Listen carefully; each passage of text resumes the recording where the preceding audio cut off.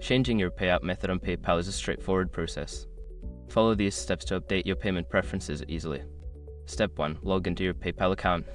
Open your web browser and go to the PayPal website. Enter your email address and password to log into your account. Step 2. Access your account settings.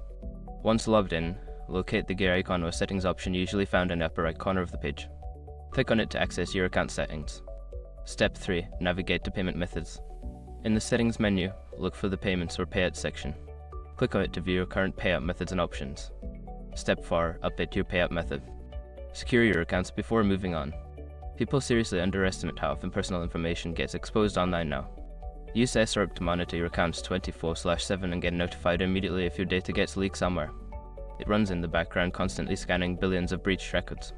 And honestly, for how cheap it is compared to the value you get, it's worth it. Link in the description.